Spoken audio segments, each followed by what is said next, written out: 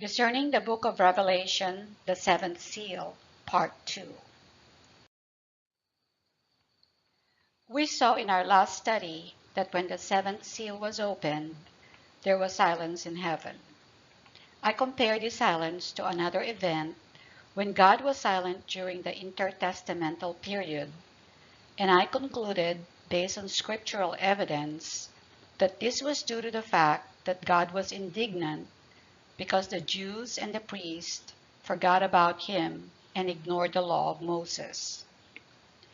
In the same verse, it describes God was silent for about half an hour. What does this allude to? In this study, we will examine this phrase carefully. Also, in our last study, we saw 7 trumpets were given to 7 angels.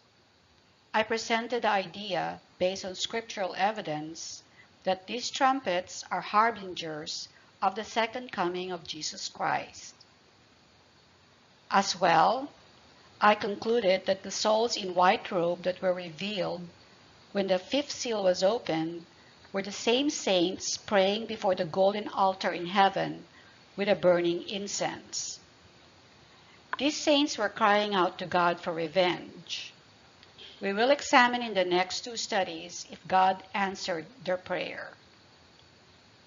And lastly, I also concluded that the throwing of the golden censer filled with fire to earth shows God's anger. What does this fire mean in the physical sense? We will begin by examining what the phrase "for about half an hour" means.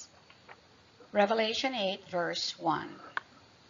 When the Lamb opened the 7th seal, there was silence in heaven for about half an hour. There was no particular event in the scriptures that used this phrase. For this reason, I will skip making any gesture and use the transliteration of the word hour in Greek, which is haimiorion, from the root words hemiso and hora. Hemiso means semi, or the idea of partition, and hora means short time. Based on these words, the phrase "about half an hour" relates to a short time that is set aside. We need to ask, set aside or reserved for what? Let us try to put the pieces together. Before doing so, it is important to remind ourselves of this warning at the end of the book. Revelation 22, verses 18 to 19. I, John, warn everyone who hears the words of the prophecy of this book. If anyone adds to them, God will add to him the plagues or curses described in this book. If anyone takes away from the words of the book of this prophecy, God will take away his share in the tree of life and in the holy city, which are described in this book. These verses simply state that we need to be careful and fearful in interpreting the words in this book. Arbitrary or subjective interpretation without any scriptural evidence is a dangerous thing to do.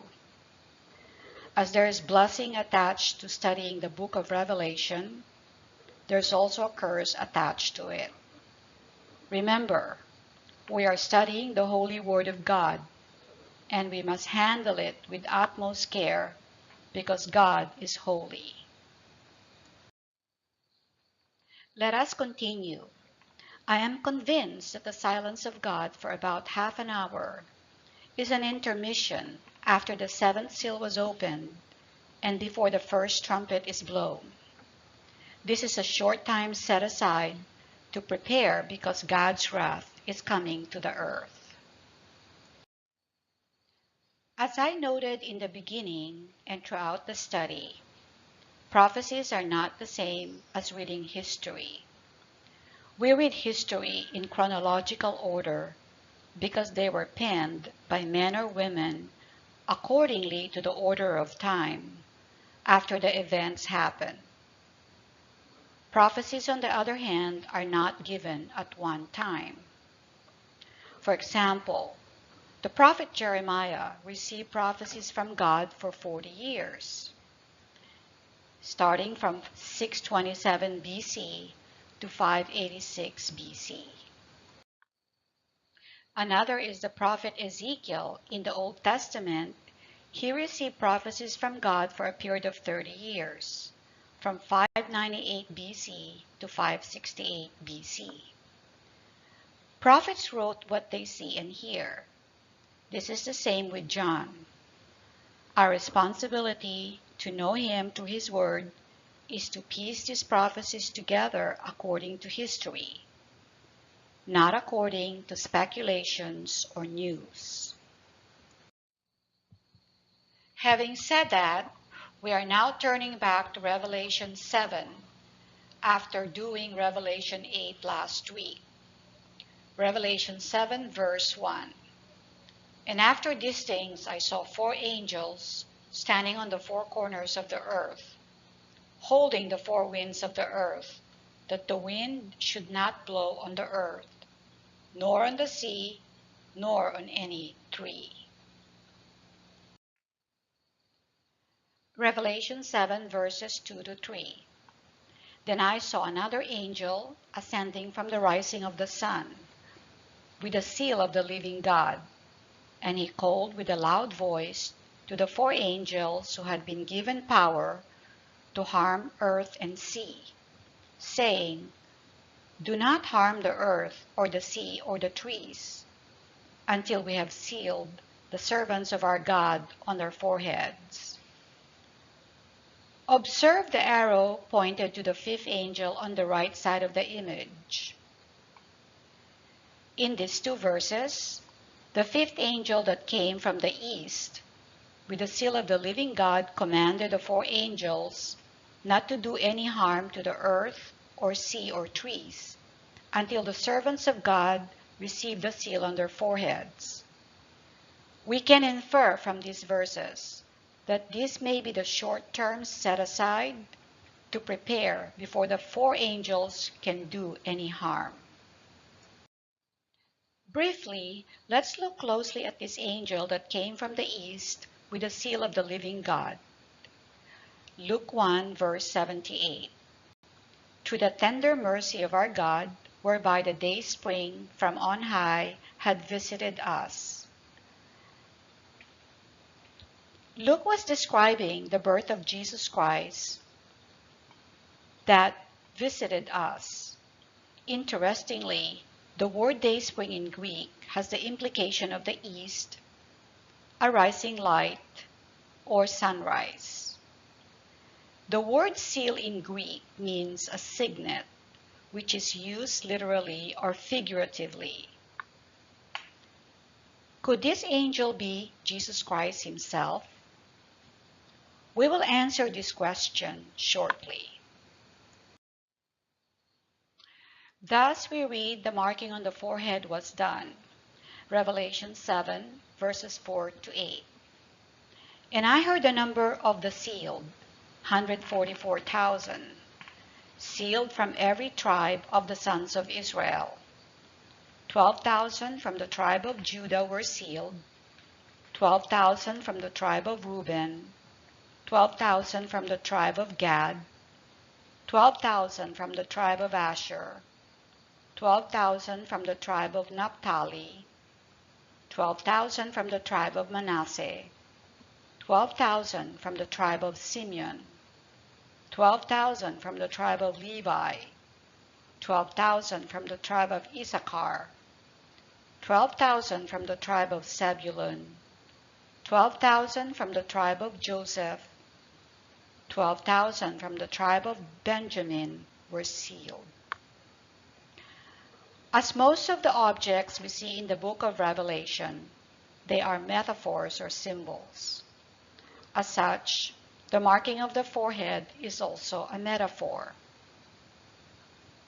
In this scene, God chooses to mark the foreheads of the 144,000 people out of the 12 tribes of Israel. I cannot personally make any inference about the 144,000 as to whether it is truly 144,000 in number, because I do not have any scriptural explanation. Suffice to say, following the logic that these objects were given as metaphors, we should therefore assume that the 144,000 is also a metaphor or a figure of speech. These were the tribes of Israel that were sealed, 12,000 from each tribe.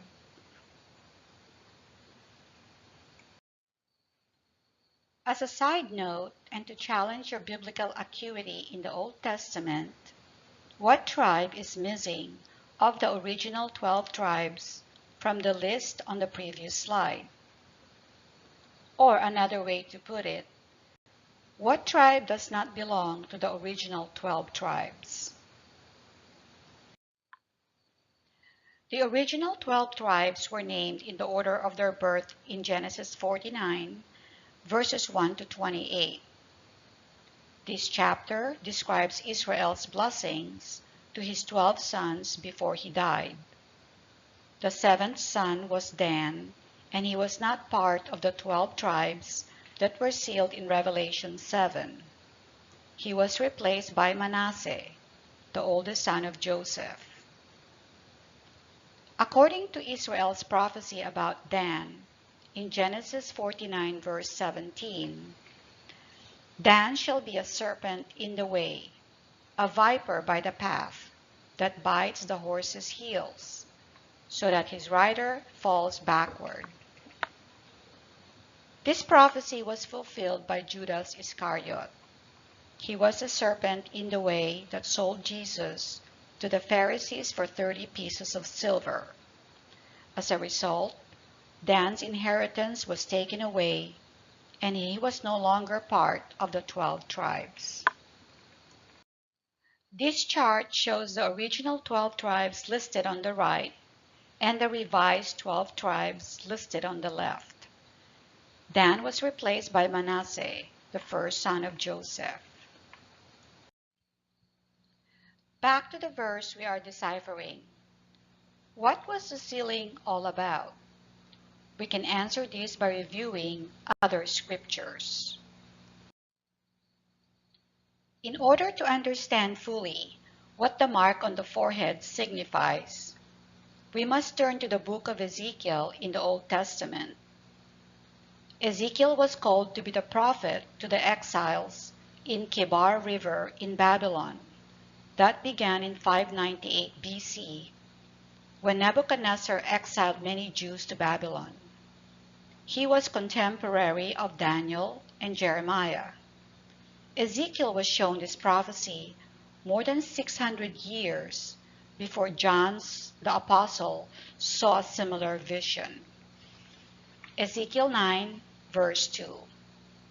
And behold, 6 men came from the direction of the upper gate, which faces north, each with his weapon of slaughter in his hand, and with them was a man clothed in linen, with a writing case at his waist. And they went in and stood beside the bronze altar.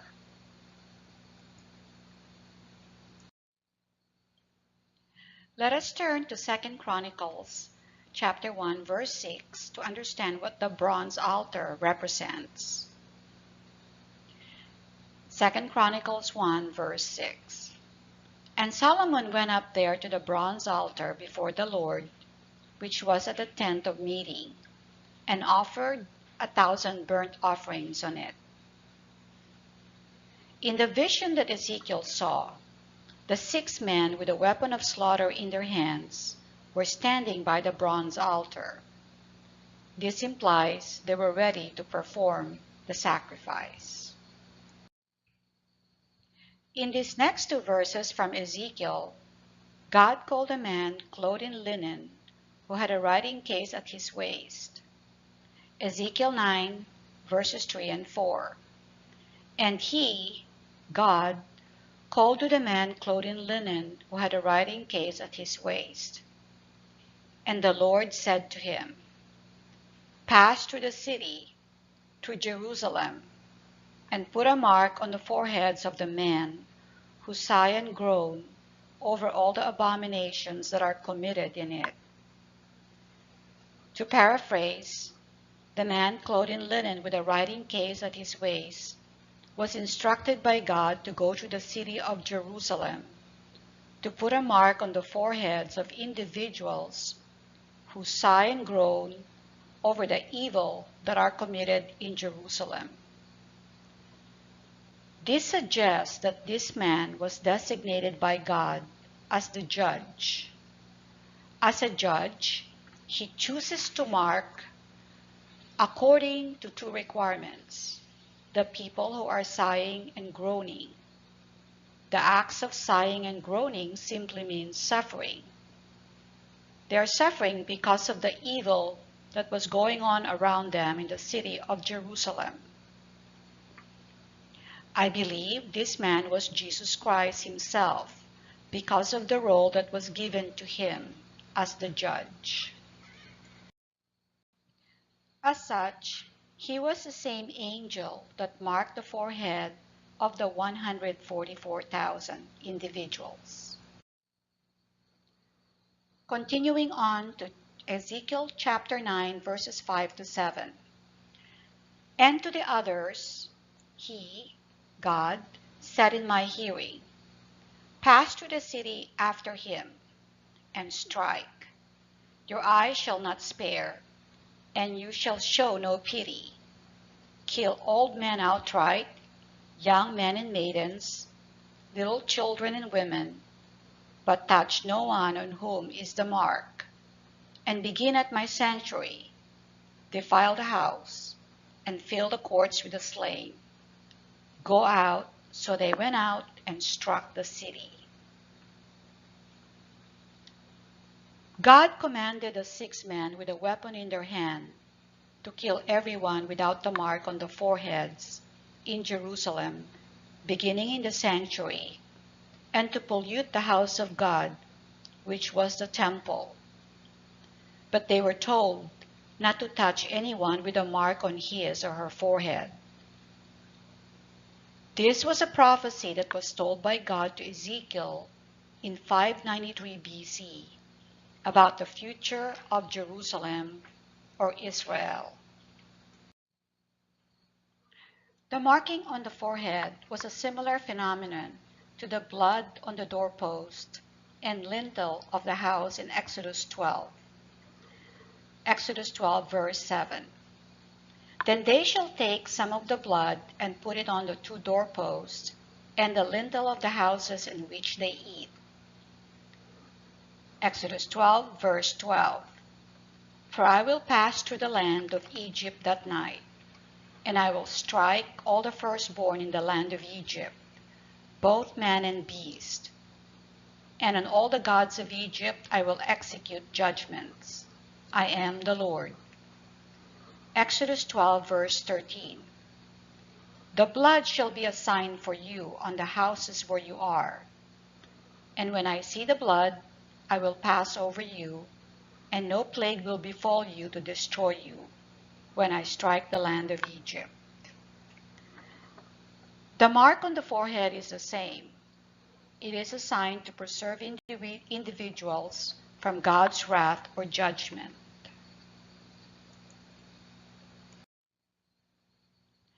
As you can see from the Old Testament to the New Testament scriptures, God chooses the people he wants to save from his wrath or judgment.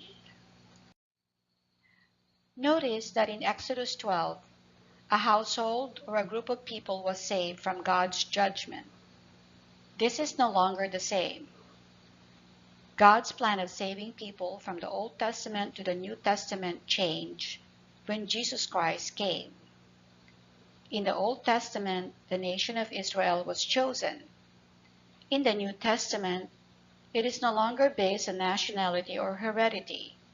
It is based solely on a person's faith in Jesus Christ. John 1, verse 12.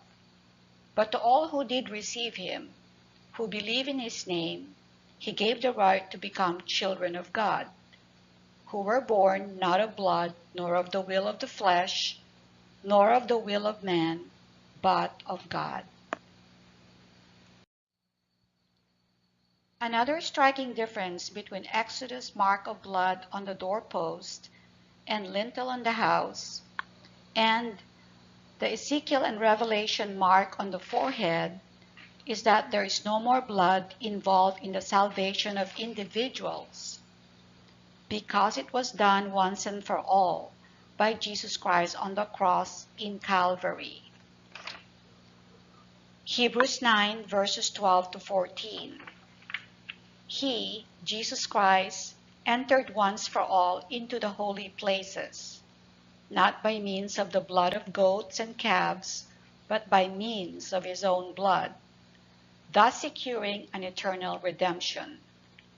For if the sprinkling of defiled persons with the blood of goats and bulls, and with the ashes of a heifer, sanctifies for the purification of the flesh, how much more will the blood of Christ, who through the eternal Spirit offered himself without blemish to God, purify our conscience from dead works to serve the living God? Today, you hear rumors or news about the rebuilding of the third temple in Jerusalem. You need to ask yourself this question: what is the purpose of another temple? The answer: so that these people can resurrect the old religion of blood sacrifice. We will understand this better as we progress in our study. This is the end of this segment. In summary, the phrase "about half an hour" was a short time reserved to marking or sealing the forehead of individuals. The mark or seal on the forehead, as illustrated in the book of Ezekiel, was a sign that an individual with this mark is exempted from God's wrath or judgment. Based on the scriptural hints, Jesus Christ was the angel that performed the marking on the forehead. The act of marking for salvation is not a new phenomenon. Historically, this was done in Exodus by putting blood on the doorposts and lintel on the house to separate the children of Israel from the Egyptians before God struck the land of Egypt. We observe that in the New Covenant two striking ideas. There's no more blood in the marking or sealing, and that salvation is on an individual manner. It is no longer by nation, household, or inheritance. Salvation is by individual faith in Jesus Christ alone. I love to hear from you. Please send your question, comment, or feedback to my email on the slide. If you want to know more about this ministry, please go to www.calltotruth.org.